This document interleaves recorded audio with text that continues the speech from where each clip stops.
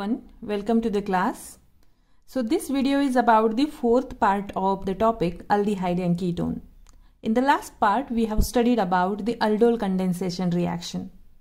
If you recall those reactions, that reaction was for the aldehydes or ketones which possesses alpha hydrogen. We have seen what is meant by alpha hydrogen in that video. Now today let us discuss about this Cannizzaro reaction. So this reaction is especially for those aldehydes which does not contain any alpha hydrogen. So we have two examples here for such aldehydes which does not contain any alpha hydrogen, and these are formaldehyde and benzaldehyde. So these are the two aldehydes which does not contain any alpha hydrogen. Beside the carbonyl group, directly we have a hydrogen, and the other side either we have hydrogen or such carbon which does not contain any alpha hydrogen. So how this reaction proceeds? Actually, this reaction we can carry it under in the presence of concentrated bases like NaOH or KOH. So such aldehydes undergoes oxidation and reduction reaction simultaneously. It is called as auto-oxidation reduction reaction, and it results in the formation of equal amounts of alcohols and salt of carboxylic acid. So in general, if I talk about, when you take two aldehydes with no any alpha hydrogen, when it reacts with a concentrated base, it gives you alcohol and sodium salt of that carboxylic acid of that respective aldehyde. Now for example, here I taken two formaldehyde molecule. When they react with concentrated NaOH, it gives you a mixture of in equal amount methyl alcohol and sodium formate. Because it was a formaldehyde, you will get formate. Now if you take a benzaldehyde, so when two molecules of benzaldehyde, when they react with NaOH, you will end up with benzyl alcohol and sodium benzoate. So let us discuss the characteristic of this reaction and what all the conditions we have to maintain for this reaction, and as well as we are going to see the mechanism of this reaction in today's video. So what are the characteristics or the thing we should know before going for the Cannizzaro reaction? So conditions for Cannizzaro reaction, the first condition should be only the aldehydes and ketones which does not possesses alpha hydrogen can undergo Cannizzaro reaction. So aldehydes which does not possess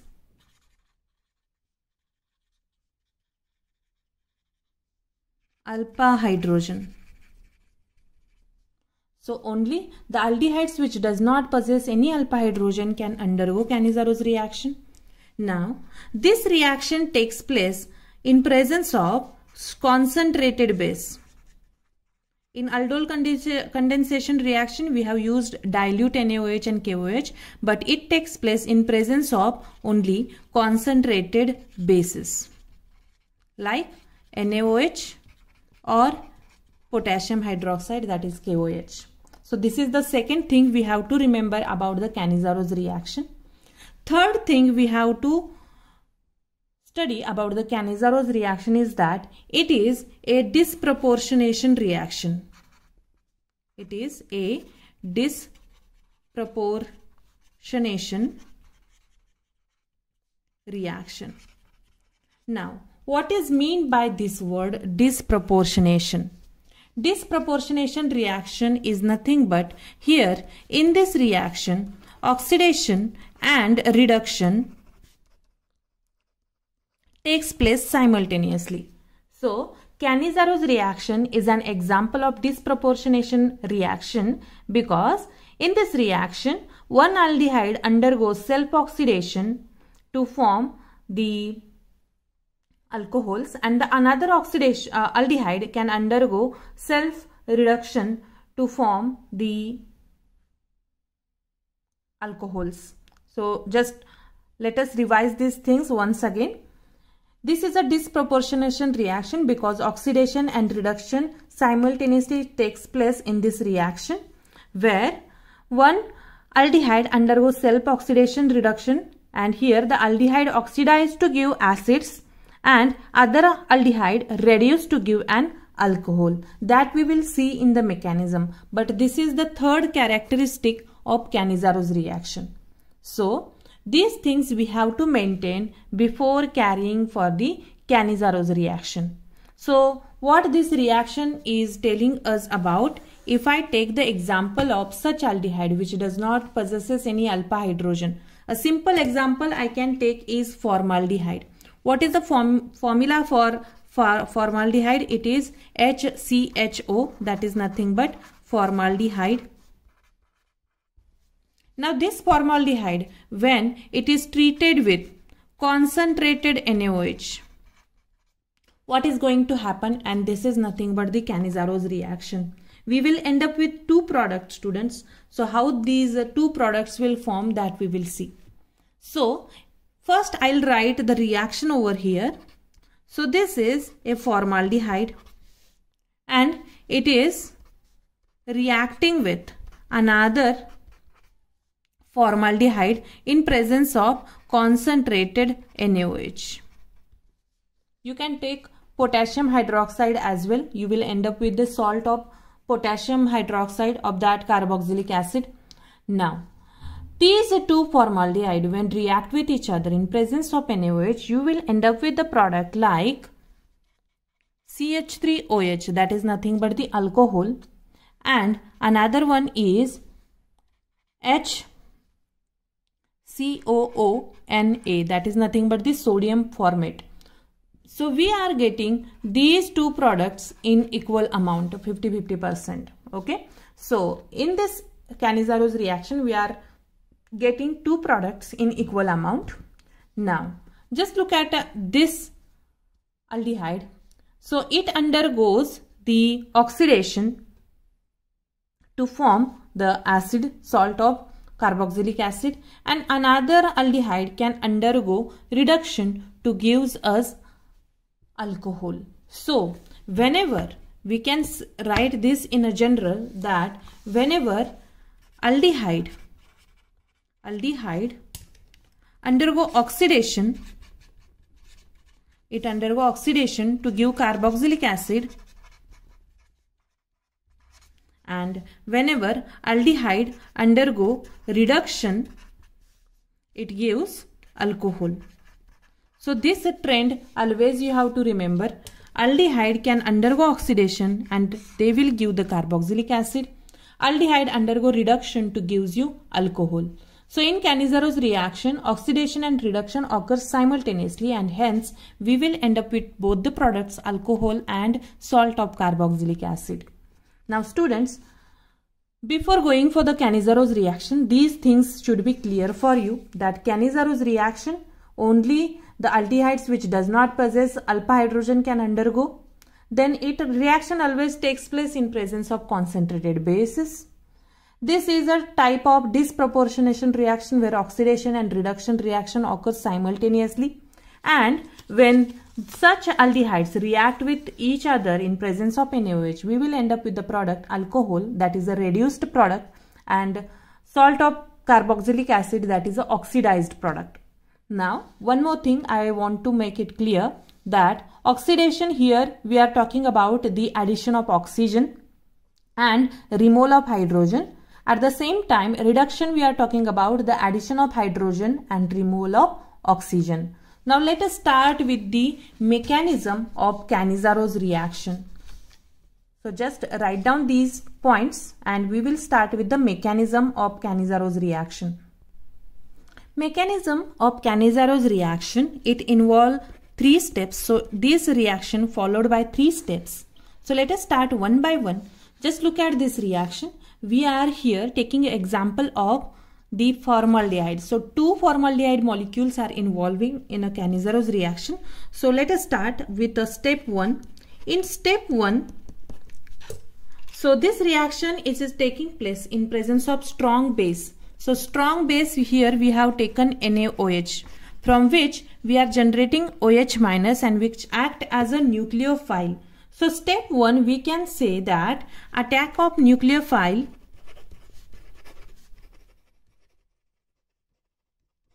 from base. It is generated from base to where it is going to attack to the carbonyl carbon. So this is our first step, attack of nucleophile from base. So attack of nucleophile, here I can write it is nothing but OH minus, which is generated from the base, and it is going to attack where? To a carbonyl carbon atom. So first I'll write this formaldehyde, one molecule of formaldehyde, that is C double bond O H H, because the formula for formaldehyde is HCHO. Okay. Now this carbonyl group, as we know that this carbonyl group, the oxygen of this carbonyl group is highly electronegative, and in presence of strong base it get polarized, and these two pi electrons can move towards the oxygen atom. So when it moves towards the oxygen atom, the carbon will be left with only 3 bonds, which is quite electropositive and electron deficient it is, and we will end up with the structure like C single bond O with a negative charge because it has taken these pi electrons towards it, and these two hydrogen, and we have to generate the positive charge over here. Now onto this, when we add NaOH, this OH minus can attack this carbonyl carbon atom, and what we are getting is we are ending with a carbon ion, and which can be written as, so here I'll write this carbonyl carbon atom. It is attached on both sides with a hydrogen. This is O minus, and the incoming OH minus I can attach over here. So this is OH. So we are in the step 1, we are getting this product. So this anion is generated in the step 1. Now let us move for the step 2 for the Cannizzaro reaction. So I'll write here step 2. This is our step 1. Now this is our step 2. In the step 2, the anion which is formed in the step 1 loses the hydride ion, and which is taken by another molecule of aldehyde. So how it goes? Now just look over here. I'll write the same structure. Okay. And this OH, now it is a part of this molecule. So I'll write that also. So HCO minus, then H, and this is our newly formed bond between the carbon and this oxygen, which this OH, it is generated from the base, that is NaOH. So this OH I'll write now with the same color because now it is a part of this anion. Now students, this O minus, it is not quite stable, and it has to give its pi electron towards this carbon atom. If these two electrons are shifted towards this carbon atom becomes pentavalent, and which is not allowed and which is not stable also. So when the oxygen gives its electron towards the carbon atom, carbon has to kick out any other group from this. So here two groups attached are, on both sides there is a hydrogen, and other group is OH, which is from the NaOH, which act as a nucleophile. Now what will happen if I eliminate this OH from this molecule? So if I eliminate this OH, again I will end up with HC double bond OH. So again my reaction is going in a backward direction. We want a product, so reaction should proceed in a forward direction. So if I remove this OH, reaction go backwards, which is not allowed, and that's why what we have to do is, and what this molecule do is, it can kick out this hydrogen. Now this hydrogen is leaving this molecule by taking both this electron. So this H minus can go in the form of H minus. So here I'll write minus H negative, that is nothing but the hydride ion. This hydrogen leaving this molecule in the form of hydride ion.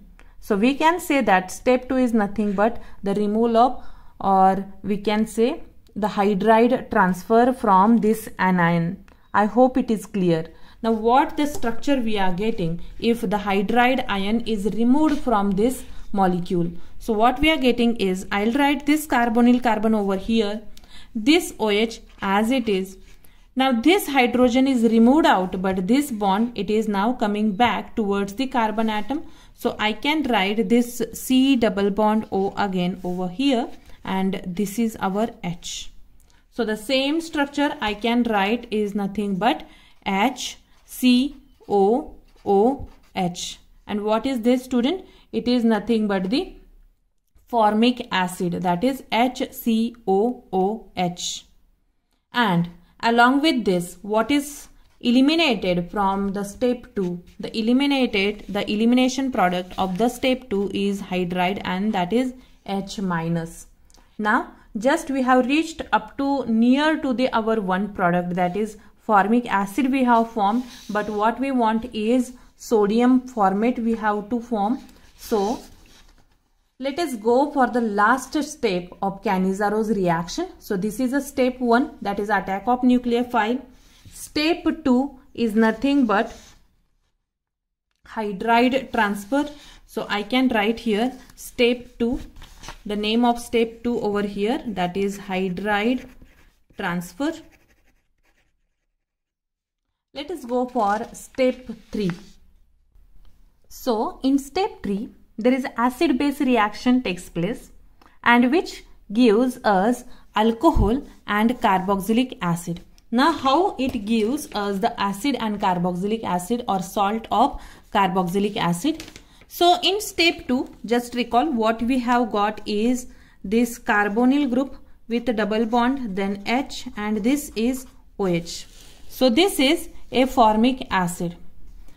In the molecule we have another one carbonyl compound, that is another one formaldehyde, that is HCHO.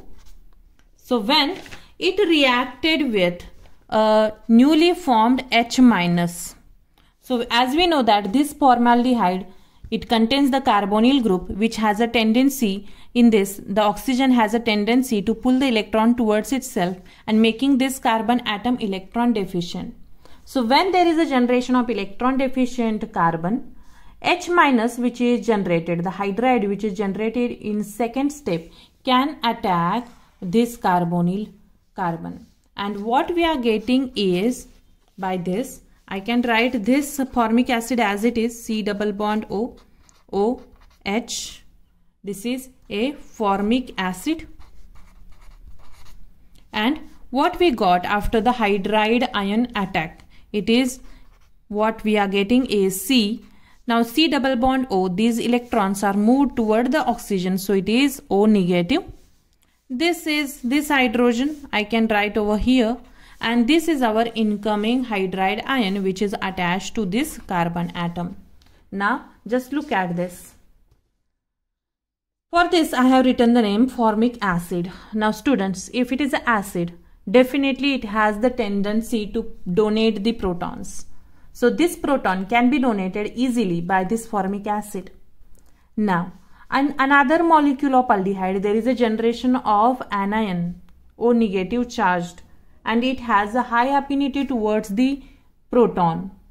Means this can be act as a base. So this can be act as a base.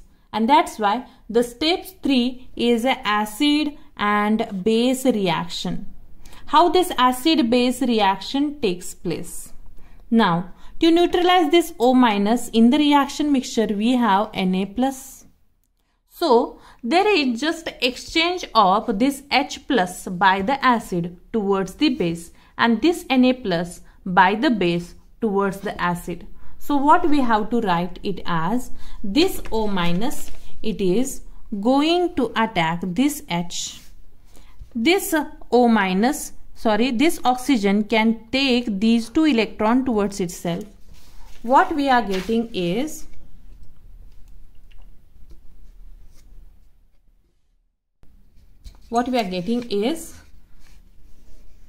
H, C double bond O. This has become O minus, but now to neutralize this, there is a Na plus in the reaction mixture. Plus this H, it is now shifted with this oxygen, and hence we are getting H, C, H, H, and on this end we are getting OH. So what are these two structures, students? If I write the formula at the end in the step 3, we are getting this again. Once again I'll write in this fashion, that is HCOONA, that is nothing but sodium formate. So it is a sodium salt of formic acid. Sodium formate is the name of this compound. And student, because from the reactant here there is addition of one more oxygen, so addition of oxygen is nothing but the oxidation reaction, and hence it is called as an oxidized product of the Cannizzaro reaction.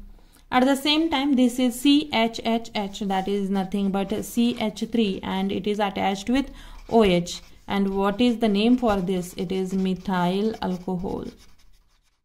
Okay, so methyl alcohol is the another product. So this is about the Cannizzaro reaction. Here we end with 2 products, that is sodium formate and methyl alcohol. Student, if you take the 2 different aldehydes, for example, 2 different aldehydes which does not contain any alpha hydrogen, even that can undergo Cannizzaro reaction. So for example, if I take this formaldehyde and if I take the benzaldehyde, that is benzene ring, that is C6H5, it is attached to the carbonyl and H. Here also it does not contain any alpha hydrogen. Such 2 molecules can also undergo the Cannizzaro reaction to end up with the product like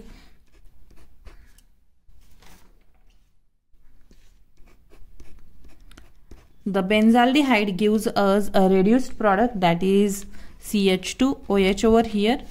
It is called as benzyl alcohol, and the formaldehyde gives us the oxidized product, and we will end up with HCOONA if this reaction it is taking place in the presence of NaOH. So again, 2 benzaldehyde molecule can also undergo the Cannizzaro reaction, and hence it can be 2 same aldehyde molecules which does not contain any alpha hydrogen, or 2 different molecules again same which does not contain alpha hydrogen can undergo Cannizzaro reaction, and always we end up with the 2 products in equal amount. So always we get 2 equal products. Okay, so this is about the Cannizzaro reaction, students. So let us conclude once again what exactly mean by this and how the mechanism goes. So Cannizzaro reaction, it is between the 2 aldehydes which does not contain any alpha hydrogen. This reaction takes place in presence of concentrated bases. Next, this reaction is an example of disproportionation reaction where oxidation and reduction takes place simultaneously. And the mechanism in the step 1, it involves the OH minus attack, that is nucleophilic attack to the carbonyl carbon to form an anion. So how it goes, just look over here. I'll write here NaOH. So OH which is generated from the NaOH can attack this carbonyl carbon atom. Here R may be H or C6H5. Then next what will happen after forming this OH, and when this oxygen giving back the electron towards this carbon atom, carbon has to kick out any of these 2 groups. So carbon never kick out this OH group. If we kick out this OH group, that it will give the formation of the same product, and reaction goes in the backward direction, which is not allowed. To proceed the reaction in forward direction, what we have to do is this carbon atom has to kick out this H in the form of H minus. This H minus is attacking another one aldehydic compound, aldehydic molecule, and you will end up with formic acid and one anion. Now next, in the reaction mixture now we have one acid and one anion which act as a base, and Na plus molecule Na plus ion we have. Now because it is acid, it has a tendency to lose this proton, and after losing this proton it accepts this Na plus and gives us the formation of sodium salt of formic acid, or sodium salt of that carboxylic acid. And at the other end, this O minus will take this proton from the acid and it will convert into the OH, and this is nothing but the ROH, means alcoholic group. So we will end up with these products. So if you want, students, you can take a screenshot of this along with the mechanism. So this is about the third step. I hope it is clear. You can take a screenshot in this manner as well if it is a clear one. So this is about the Cannizzaro reaction. In the next session, in the next part, we will talk about the next reaction, that is Baeyer-Welger oxidation, Perkins reaction and benzoin reaction. So thank you, students. If you like the video, please like, subscribe and share the link. Thank you.